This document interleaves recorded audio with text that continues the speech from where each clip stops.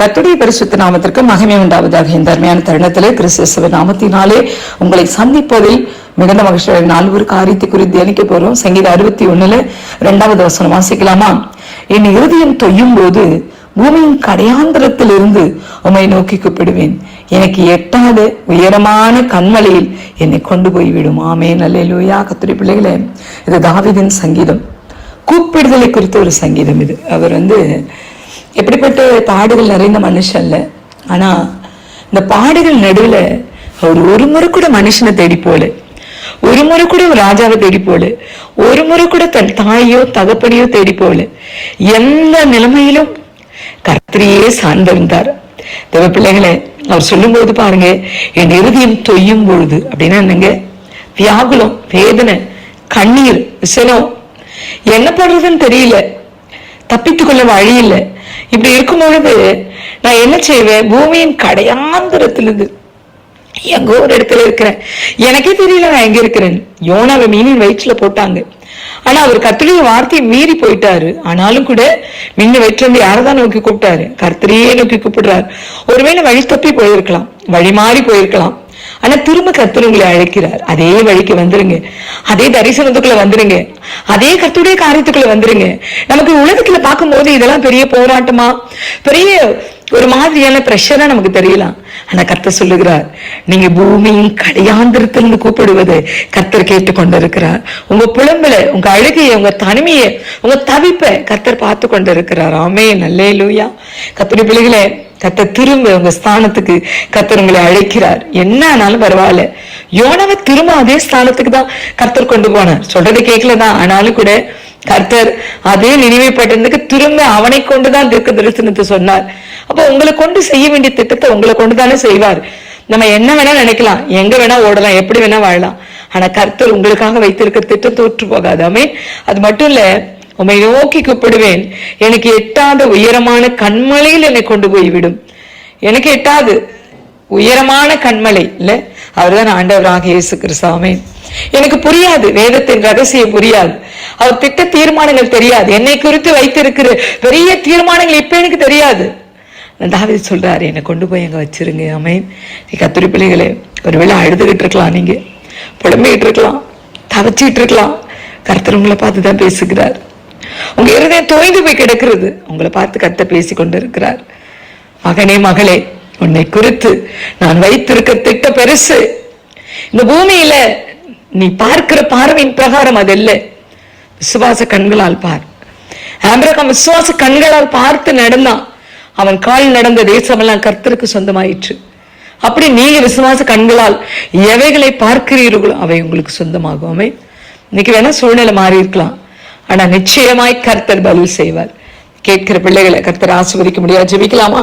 நல்ல தெய்வமே, இந்த நாள்ல இருதயத்துல விசனத்தோடும் பாரத்தோடும் ஆண்டவரே தோய்ந்து போய் கிடக்கிறதான நினைவுகளோடு இருக்கிறதான பிள்ளைகள் உம்மை நோக்கி கூப்பிடுறாங்கப்பா. எட்டாத உயரமான கண்மலையில கொண்டு போய் விட்டுருங்க ஆண்டவரே. உங்க திட்டம் அவர்களுக்கு அங்கிருந்து பார்க்கும்போது தெரியும் அல்லவா?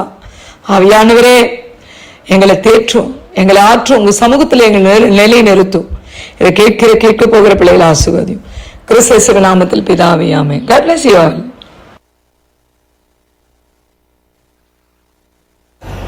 கிறிஸ்துவில் பிரியமானவர்களே, இந்த நாளுக்கென்று தேவன் நமக்கு எழுதியிருக்கிற ஜீவ வார்த்தை ஏசாயாவின் புஸ்தகம் 44வது அதிகாரம் 21வது வசனம். இஸ்ரவேலே, நீ என்னால் மறக்கப்படுவதில்லை. எனக்கு அருமையான சகோதர சகோதரிகளே, இன்றைய நாளில் கர்த்தர் உங்களை நினைவு கூர்ந்து உங்களின் கடினமான சூழ்நிலைகள் எதுவாக இருந்தாலும் அவற்றிலிருந்து விடுவிக்கிற நாளாய் வாக்கு பண்ணி ஆசீர்வதிக்கின்றார். இன்றைக்கும் அநேகருடைய வாழ்க்கையில் சூழ்நிலைகள் நினைப்பது ஒன்று, நடப்பது ஒன்றுமாகவும், ஒவ்வொரு நாளும் எதிர்நீச்சல் போடக்கூடிய பிரச்சனைகள், மனக்குழப்பங்கள் அநேகமாகவும் காணப்படுவதால் இவைகளை மேற்கொள்ள முடியாமலும் பலனற்று நீண்ட நாட்களாய் ஜெபித்தும் பதில் இல்லாமலும் சோர்ந்து போய் காணப்படுவீர்களானால் உங்களின் கடினமான சூழ்நிலைகளுக்கு பதிலை தருகிற வேளை இன்றைக்கு வந்துவிட்டது. கடல் கண்டு விலகி ஓடினதை போலவும் யோர்தான் பின்னிட்டு திரும்பினது போலவும் உங்களுக்கு எதிரடையாக வந்த சூழ்நிலைகளையும் அப்படியே செய்கின்றார். மேலும் எவைகளெல்லாம் இதுவரையில் உங்களை அதட்டியும் ஆரவரித்தும் மேற்கொள்ள நினைத்ததோ அவைகளை இன்றைக்கு அதன் நிலையிலிருந்து கீழே விழும்படி செய்து உங்களை அந்த சூழ்நிலையிலிருந்து தூக்கி எடுத்து ஆசீர்வதிக்கின்றார். இன்றைக்கும் நாம் வேதத்திலிருந்து கர்த்தரால் மறக்கப்படாமல் நினைவு கூர்ந்து தம் ஜனத்திற்கு விடுதலையை கொடுத்ததை பற்றி தியானிப்போம். பார்க்கலாம், கடினமானவைகள் உடைக்கப்பட்டு கனிவானவைகள் பிறக்கின்றதை குறித்து. யாத்ராகமத்தின் புஸ்தகம் 2வது அதிகாரத்தை நாம் வாசிக்கையில் அங்கே பார்வோனை குறித்து பார்ப்போமானால், பார்வோன் கடின இருதயம் உள்ளவனும் இரக்கமற்றவனும் பொறாமை உடையவனும் மண்ணாசை உள்ளவனுமாய் காணப்பட்டவன். அவன் இஸ்ரவேலர்கள் தங்களை விட பலத்த ஜாதியினராக இருக்கிறார்கள் என்றும் அவர்கள் மேலும் பெருகாதபடிக்கு இஸ்ரவேலரில் பிறக்கிற அனைத்து ஆண் குழந்தைகளையும் அழித்துவிட கொன்றுவிட முடிவெடுக்கின்றார். ஆனால் கர்த்தரோ அங்கே தம் ஜனங்களை நினைவு கூர்ந்து சூழ்ச்சிகளை முறியடித்து காப்பாற்றுகின்றார். பார்வோன் மேலும் கோபமடைந்து பிறக்கிற அனைத்து ஆண் குழந்தைகளையும் நதியிலே போட்டுவிடும்படி கட்டளையை பிறப்பிக்கின்றான். அப்படியே செய்து வருகையில் மோசே என்கிற அழகான ஆண் குழந்தை பிறக்கின்றது. மோசேயின் தாய் தன் குழந்தை சாவதை விரும்பாமல் நாணல் பெட்டியில் வைத்து நதியில் விட்டுவிடுகிறாள். இதை கண்ட பார்வோனின் தமக்கை குழந்தையின் மேல் இரக்கமுற்று தன்னுடைய பிள்ளையாய் நினைத்து வளர்க்கிறதையும் அழிக்க நினைத்தவர்களிடத்திலிருந்தே அன்பும் அரவணைப்பும் கிடைக்கும்படி செய்கிறதையும் வாசித்தருகின்றோம். எனக்கு அருமையானவர்களே, இன்றைக்கும் உங்களுடைய வாழ்க்கையிலும் எங்கெல்லாம் நெருக்கமும் ஒடுக்கமும் கைவிடப்பட்ட நிலைகளும் காணப்படுகிறதோ அங்கெல்லாம் கர்த்தர் கனிவை, கரிசனையை, தயவை, அன்பை பிறப்பிக்கும்படி செய்கின்றார். மேலும் எங்கெல்லாம் உங்களின் ஆசீர்வாதங்களை, நன்மைகளை அழிக்கப்பட வேண்டும், தடை பண்ண வேண்டும் என்று சத்ரு நினைக்கிறானோ அங்கிருந்து பெருத்த நன்மைகளை, அற்புதங்களை காணச் செய்கின்றார். மோசேயை நாணல் பெட்டியிலே வைத்து நதியிலே விட்டார்கள்.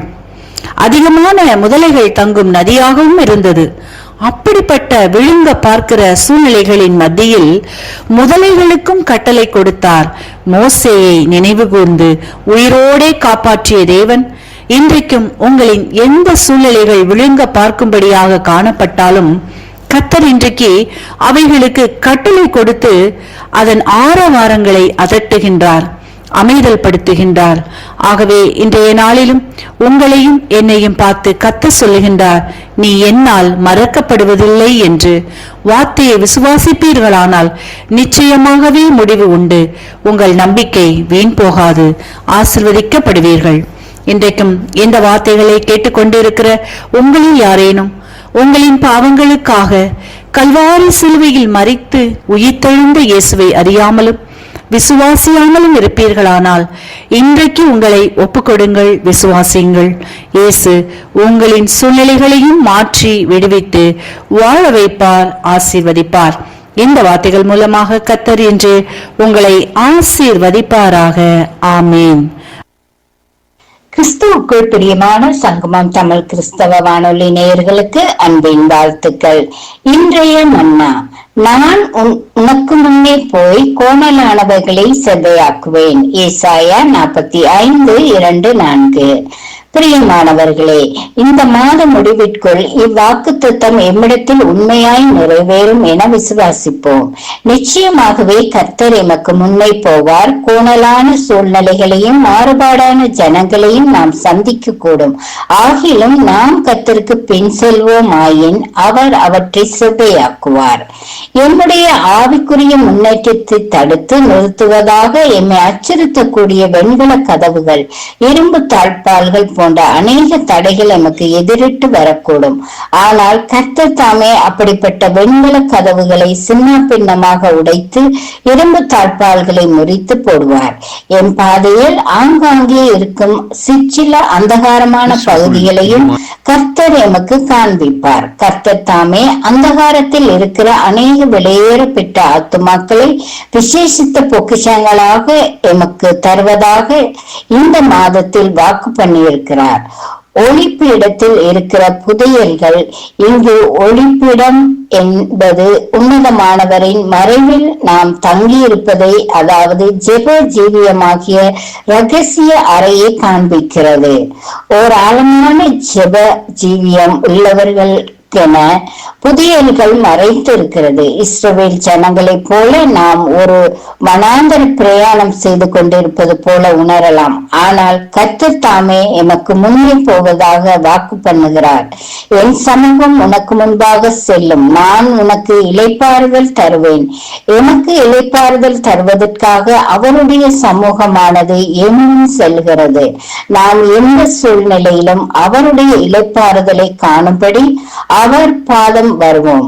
அவர் சமூகம் எப்பொழுதும் எம்முடனே கூட செல்லும். கர்த்தர் தாமே இந்த வார்த்தைகளை கொண்டு ஒவ்வொருவரையும் நிறைவாக ஆசீர்வதிப்பாராக.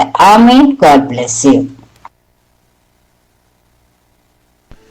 கிறிஸ்துவுக்குள் பிரியமான அன்பு சகோதர சகோதரிகளே, புதிய ஒரு அருமையான ஒரு வாக்குத்தத்தத்தோடு இந்த நாளிலும் காலை வேளையில் உங்களை நான் சந்திப்பதில் நான் மிக்க மகிழ்ச்சி அடைகிறேன்.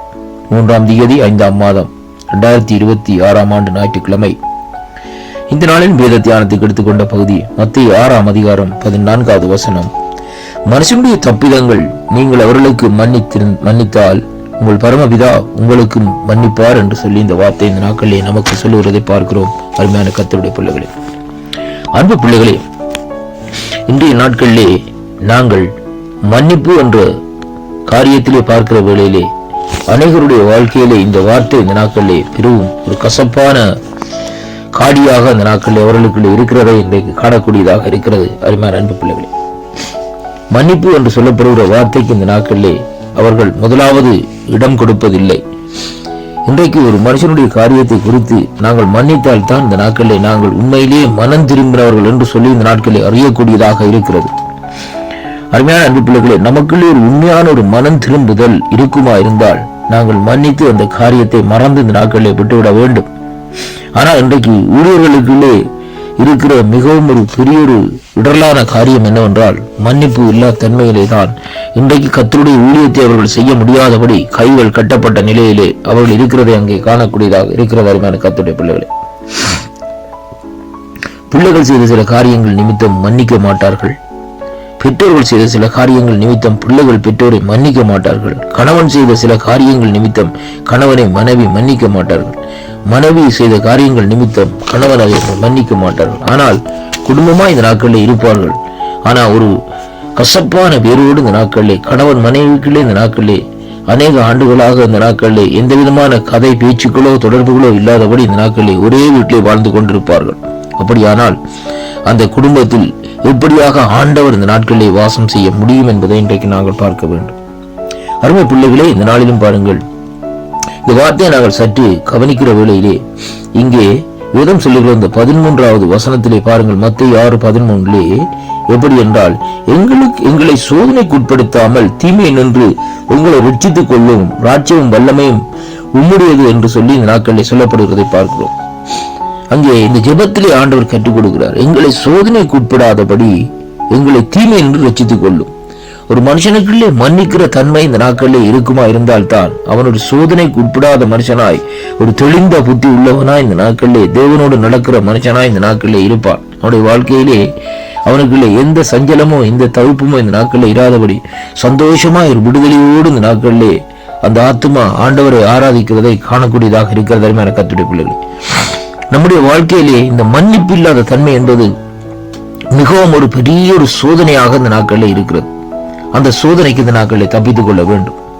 இன்றைக்கு உன்னுடைய சகோதரனை, உன்னுடைய சகோதரியை இந்த நாட்களில் உன்னுடைய குடும்பத்தில் உறவினர்களை நீ மன்னியாதபடி இந்த நாட்களிலே கர்த்தருடைய ஊழியத்தை இந்த நாட்களில் நீ செய்து கொண்டிருப்பாயா இருந்தால் நீ செய்கிற ஊழியம் இந்த நாட்களிலே விருதமான ஊழியமாக அந்த நாட்களில் இருக்கிறது. அந்த ஊழியத்திலே எந்த விதமான பலனுமே இல்லை. நீ எவ்வளவு நேரம் நீ ஜெபித்தாலும், நீ எவ்வளவு காரியத்தை நீ அங்கே இந்த நாட்களில் காணிக்கைகளை ஆண்டோடு ராஜ்யத்துக்கு கொடுத்தாலும், என்ன காரியத்தை நீ செய்தாலும் அதிலே எந்த விதமான பலனும் இல்லை. ஏனென்றால் அங்கே முதலாவது தன்மை எப்படியாக இருக்கிறது? மன்னிப்பை குறித்து தான் இந்த நாட்களிலே பார்க்கக்கூடியதாக இருக்கிறது. அருமையான கர்த்தருடைய பிள்ளைகளே, 15வது வசனத்தை வாசிக்க போமா இருந்தால் வேதம் சொல்லுகிறது, மனுஷனுடைய தப்பிதங்களை நீங்கள் அவர்களுக்கு மன்னியாதிருந்தால் உங்கள் பிதா உங்கள் தப்பிதங்களை மன்னியாதிருப்பார் என்றால், அப்படியானால் நீ செய்த உன்னுடைய அக்கிரமங்கள், உன்னுடைய பாவங்கள், உன்னுடைய சாபங்கள், உன்னுடைய கட்டுக்கள் எல்லாவற்றையும் பிதாவாகிய தேவன் இந்த நாட்களிலே மன்னியாதபடி இந்த நாட்களில் இருப்பார். அப்படியானால் இந்த நாட்களில் நீ பாவத்திலே பிறந்து பாவத்திலே வாழ்ந்து பாவத்திலே இந்த நாட்களிலே மரிக்கிறவனா இந்த நாட்களில் இருப்பாய். ஆனால் ரட்சிக்கப்பட்டேன் என்ற நம்பிக்கை இந்த நாட்களிலே, அதாவது உன்னுடைய இருதயத்திலே உன்னுடைய ஒரு மூட நம்பிக்கையாக உன்னுடைய இருதயத்திலே இருக்கும். அதனாலே அப்படியாக நீ பரலோக ராஜ்யத்துக்கு செல்ல முடியாது. நியாய தீர்ப்பின் நாட்களிலே தேவன் கேட்கிற காரியம், இந்த காரியத்தை நீ செய்தியாயா மகனே என்றுதான் இந்த நாட்களை கேட்பார். அப்படியானால் இன்றைய நாட்களிலே இந்த வாக்குத்தத்தங்களை கேட்கிற அன்பு சகோதர சகோதரிகளே, யாராவது உங்களுடைய உறவினர்களுக்கு நீங்கள் மன்னியாமல் இருக்கிற காரியங்களை மன்னித்து மறந்து தேவனுடைய கிருபையை இந்த நாட்களிலே பெற்றுக் கொள்ளுங்கள். ஏனென்றால் காலம் சமீபமாய் இருக்கிறபடினால், எந்த நேரத்திலே மனுஷனுடைய மரணம் வருகிறதோ தெரியாமல் இருக்கிறபடினால் மன்னிக்கிறதிலே இந்த நாட்களை நாங்கள் முந்திக் கொள்ள வேண்டும். அப்படியாக முந்திக் கொள்ளுகிற வேளையிலே தேவனுடைய சமூகத்திலே நாங்கள் சீர்கிறவர்களாய், தேவனுடைய சமூகத்திலே வந்தடைவர்களாய் இந்த நாட்களில் இருப்போம். அருமையான கர்த்தருடைய பிள்ளைகளே, மரித்ததற்கு பின்பாக நாங்கள் மன்னிக்க முடியாது. அதனாலே நாங்கள் உயிரோடு இருக்கிற நாட்களிலே மன்னித்து அந்த காரியங்களை மறக்க வேண்டும். கர்த்தர் தாமே உங்களை நிறைவாக ஆசீர்வதிப்பாராக. ஆமென்.